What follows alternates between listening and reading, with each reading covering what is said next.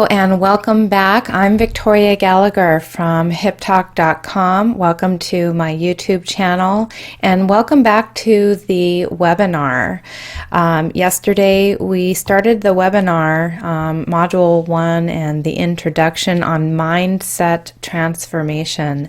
And so today is day 2 of the mindset transformation webinar. It's going to take place here on YouTube over the next 10 days, so tune in each day, and if you are listening for the very first time, then go back to Module 1 where we introduced you to this mindset transformation. We went over how your brain works yesterday, and today we're going to be picking up on this webinar with Module 2, and today's topic is the power of neurotransmitters. And this all has to do, this is all based in science, but as boring as some of this might be, it's going to get very interesting because what we're doing is we're teaching you really about the power of your mind and the power of your mindset. So let's go ahead and continue where we left off and talk about the power of neurotransmitters. And if you don't know what those are, go back to the first module where we talked about understanding how your brain works. So in the last module, we talked about how the releases of various different chemicals in your brain, such as dopamine, epinephrine, cortisol, among other neurotransmitters, could result in the fight or flight response. Okay, and so when your body is in the fight or flight response, you have this unnecessary stress that you don't really know what to do with, and so much of the time we spend our time with chronic stress, and it's the kind of stress that doesn't go away, and it's after getting into that fight or flight response multiple times. So this is what happens after many periods of going in, of having these neurotransmitters released into your body. It may not be a saber-toothed tiger like what it was designed for, but it may be a deadline that you have at work. It may be that wedding that you're planning. It may be the property that you're trying to buy. It might be the debt that you're trying to pay off. It might be the relationships that are having problems. And so this triggers the same kind of stress response that you would have if you had to fight or flee in one of those situations.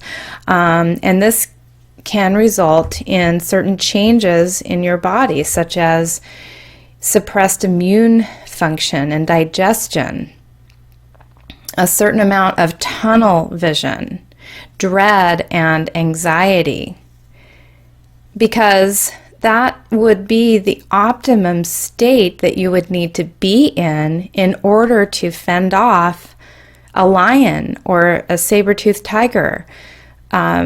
Back, when we were living on the planet without all these other stresses, these were the kinds of stresses that we endured. But we were able to get rid of them because we would fight, and we would need all of these things to happen in our body in order for us to put up these amazing fights. So when you're stressed for long periods of time, this negatively affects your ability to be able to relax, to enjoy your life, to enjoy experiences, but it also impacts your health negatively in more ways than you might expect. Dopamine is the neurotransmitter that makes us more driven and focused, for instance, but only on the thing that is causing the stress. Okay, this reduces activity across our brains so that we're more tightly focused on specific thoughts, emotions, ideas, and inputs. And that's why eustress, which is, it's a good stress, that can actually be a good thing and make you more likely to study for an exam. It has been shown in studies to make us less creative because we're less able to let our mind explore different diverse ideas because we're so focused. So likewise, stress also makes it hard for us to focus on anything other than that thing that has our attention. So what's more is that stress can seriously undermine your ability to be impressive, be charismatic, be influential. And that's because stress comes off as a sign that you're nervous or anxious or afraid. And if you give these kinds of signals to anyone, then it makes you appear to be a less confident person, and thereby you're just less approachable and less appealing. So likewise, if you're anxious when approaching a potential mate for a relationship, it suggests at an unconscious level that they must be a better potential mate than you. And so you're giving them the idea that they're out of your league, or at least that you perceive that to be the case. So when you're stressed, it doesn't matter what kind of relationships you're trying to attract, whether it be for business, whether it be for romantic relationships, this stress can just cause you to appear off in ways that make you less attractive. And so as you can see, the ability to be able to control your stress response can be a wonderful way to help you focus more when you need to run faster and to fight harder, or just appear totally confident and in control in stressful situations. So let's talk about other neurotransmitters and what they do.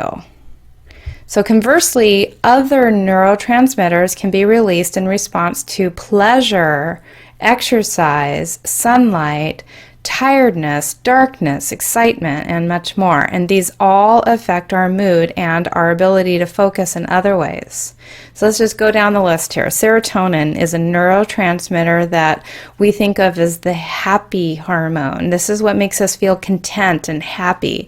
And it also has a range of other roles, such as suppressing pain, decreasing appetite by stimulating the production of leptin. Melatonin is the transmitter that makes us sleepy. GABA is an inhibitory neurotransmitter that reduces activity in the brain and can thereby suppress stress and further encourage sleep. Dopamine is essentially a neurotransmitter that is related to goal-oriented behavior. It makes us more focused and increases memory, among other things. Acetylcholine is one of the principal excitatory neurotransmitters and also plays an important role in memory. Nitrous oxide is some of these words, I'm not a scientist, I'm just kind of going over some of the science behind how your brain works. So I just want to preface with some of these pronunciations are a little bit challenging. So nitrous oxide is a vasodilator, and it helps to get more blood to the brain and the muscles. And it also activates neurons that aren't directly connected, and thus has an important role in helping us to wake up. Testosterone is a male hormone that's linked to aggressive thoughts and behaviors, as well as drive and confidence.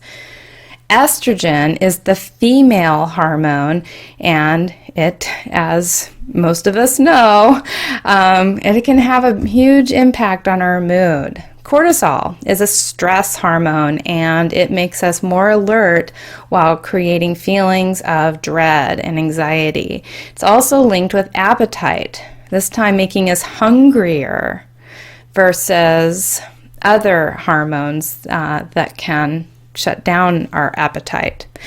Substance P is the neurotransmitter that's related to the transmission of pain, P for pain. It also happens to be linked to anger, according to some recent research.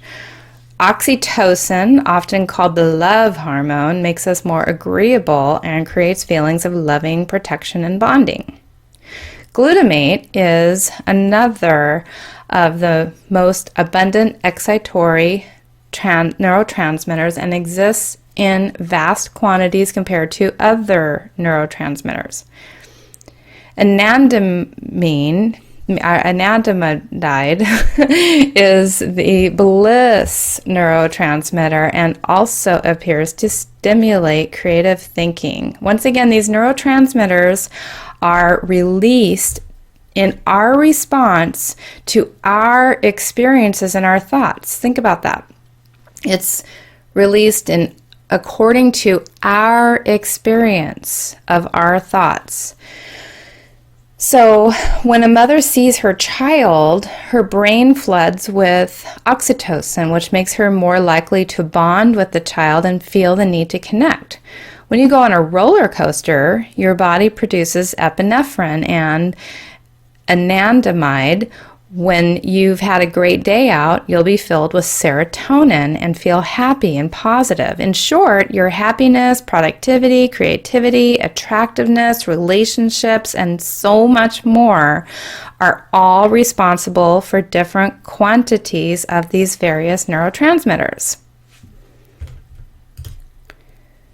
So there are neurotransmitters for incredible abilities. Certain states can be triggered via the release of these specific neurotransmitters, and this can be incredibly desirable and positive in some cases. One example is the much studied flow state. A flow state is a term for that moment when everything seems to just be falling into place and you're able to perform at your very best. This results in absolute focus, heightened reactions, improved problem solving, and much more. It happens when you're snowboarding, for instance, and the world seems to suddenly slow down, allowing you to pull off incredible moves with expert timing. It also happens when you're so lost in your work that you forget to even go to the bathroom and or even look up from the computer. And it happens when you talk to a friend all night long without realizing how long the conversation's been going. In short, this experience is what total creative focus feels like. And chemically, it's very similar to the fight or flight response, but minus the sensation of fear or dread that normally comes with that. Instead, there seems to be a release of anandamide, which enhances creative problem solving, which, while creating that sense of exhilaration that's so addictive to adrenaline junkies. And at the same time, the brain scans show that prefrontal cortex, the part associated with planning and self-doubt, appear to shut down. This is what removes our sense of time passing and allows us to stay completely fixed on the moment. So it's thought that all major athletic records were set by flow states, and that most highly successful startups get to where they are thanks to the flow states. So imagine if you could trigger a flow state at will and thereby achieve complete focus and perfect problem solving. The opposite of this state is what's known as default mode. This is the network of brain structures that light up when we are completely lost in thought, often while our bodies carry out mundane tasks like showering. This is what allows us to explore diverse regions of our brain and find new connections between ideas. And it's what is believed to have helped Einstein dream up special relativity while working at the patent office. The flashbulb memory, meanwhile, shows us how our brains can be capable of laying down much clearer memories during times of extreme shock, such as the moment you heard about 9/11, for instance. Likewise, hysterical strength shows how a strong enough fight or flight response can actually increase muscle fiber recruitment to the point where women have been able to lift cars off their children trapped underneath.